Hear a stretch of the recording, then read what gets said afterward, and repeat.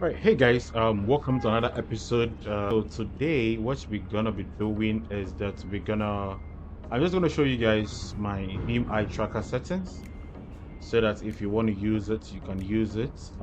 People have been asking me after I dropped the other video, so I'm gonna show you guys my beam eye tracker settings, what I use for my eye tracking, what I use for my settings that I have, and then if you are interested, just copy it. You can tweak it as well. Makes sense. Yeah, so let's get into it. It's going to be a quick video, so let's get into it. All right, so you have your beam eye tracker software, this one. um so the first page will be the features. When you want to set up your camera. So mostly when you start, it will allow you to set up your camera the way you want it to be, how you want it to be, and all that, right? So it helps you set up your camera how you want your camera to be, the tilt and everything. Personally, I use the 9s20 because I can, so that I tilt my camera a little bit. If you watch my shots, you see how my camera is positioned. Yeah, and then I use a 1080p, so you can do that. I make it exclusive so that the camera stays alone with the beam eye tracker. I use for my both eyes, as everybody does, but I will tell you something when I get into the immersive camera. All right. So these ones, I leave them at default. Head tracking smoothing at 80, eye tracking smoothing at 80. I leave them at default. I'm probably going to increase it a little bit, but not now. But as I said, you can tweak your own settings. So after you calibrate your what do you call it, your head tracker, I mean after you calibrate your webcam, this is where you start, right? So you do everything as well. Basically these ones are left at the default because mostly nothing changes from here. So this is where the magic happens. And whenever you are calibrating your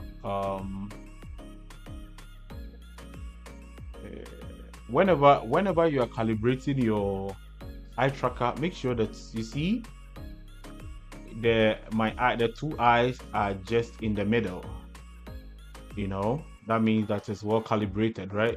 It doesn't need to be in the corner, or does you see when it goes, it vanishes. So make sure it's in the middle when your face is tilted up looking to the camera straight. Now let's get to the magic. So when you come here, we have the immersive camera. This is where you actually get everything to work. This is where the action is. Okay, so personally, I don't use the eye tracking. I don't know if it's because of my camera. When I use the eye tracking, it's a little bit weird. So I don't use my eye tracking. I don't use eye tracking. I use head tracking instead. Because when I'm playing the game or when I'm recording, my eyes is moving like in different places here and there and all that. So I don't use eye tracking. I just use my head tracking.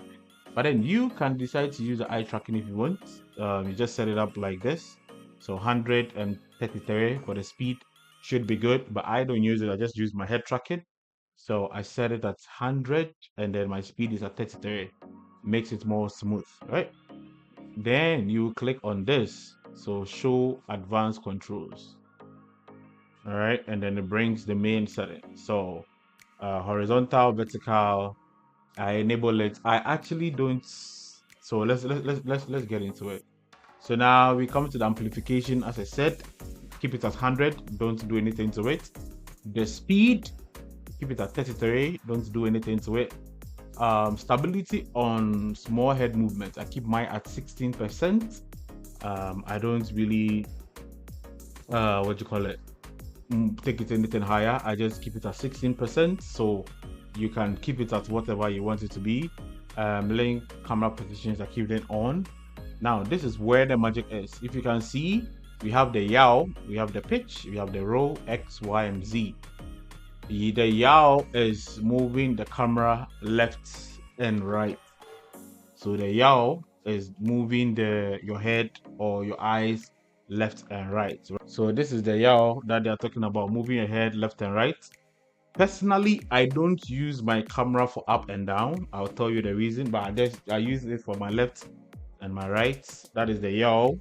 So I keep my maximum camera rotation at 148 degrees. So moving my head from left and right, I keep it at 148. The reason why I do it is so that I don't have to tilt my head all the way back when I'm trying to drive. How it is. When I'm driving, I look back. If I look back, my head is not tilted all the way back, but then I can see at the back of my truck when I'm reversing.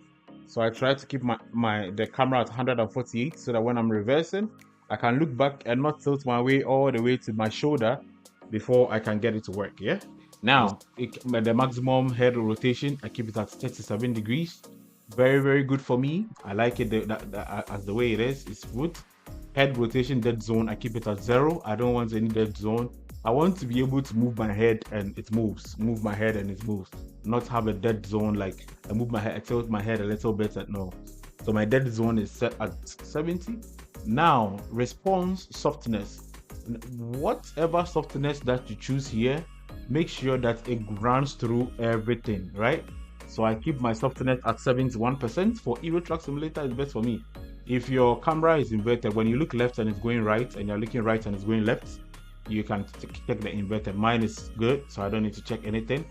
So next one will be the vertical pitch. I don't use my head tracker to look up and down, because in Euro Truck Simulator there is nothing to look up and there's nothing to look down, right? So my vertical pitch is mostly off, but then when I turn it on, this is how it is. But then if you want it on, these are my settings. So maximum camera rotation 60, maximum head rotation is 42, head rotation dead zone is 0 as well. As I said, keep the response at 70. So I can look up to the tachograph, I can look down on the seats and everything. I can look and everything. I don't use it. And then we go to the next one. That is the roll. So that is the sideways. So rolling your head. So the roll is these things, the rolling. I just keep it a little bit, just in case I'm, moving my head, shaking my head. I get that rolling feeling. So these are my roll settings. So maximum camera rotation is 88, maximum head rotation is 90 degrees, head rotation dead zone is 0, softness is 71. Then we go to the horizontal as well.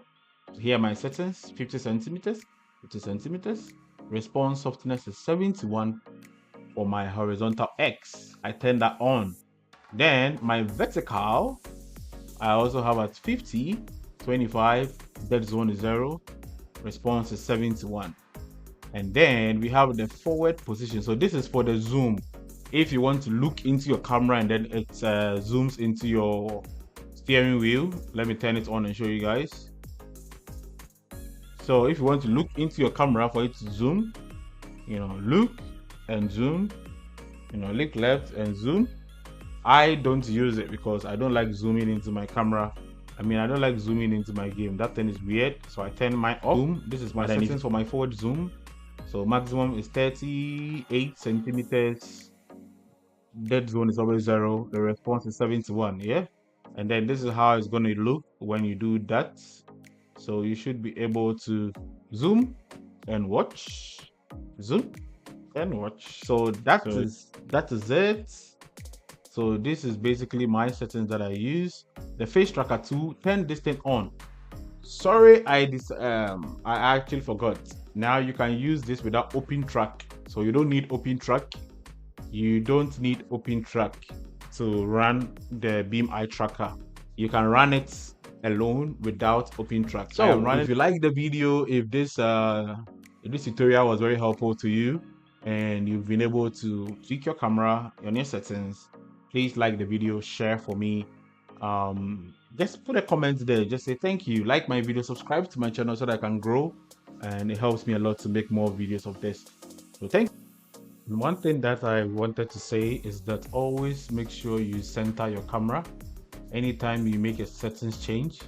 So when you change anything, you just press Alt+C and then it will center your camera so that you can do whatever you want to do, but just make sure that you're always centering your camera, which is very important. So thank you guys for enjoying my video, and I will see you guys on the next one. Until then, peace.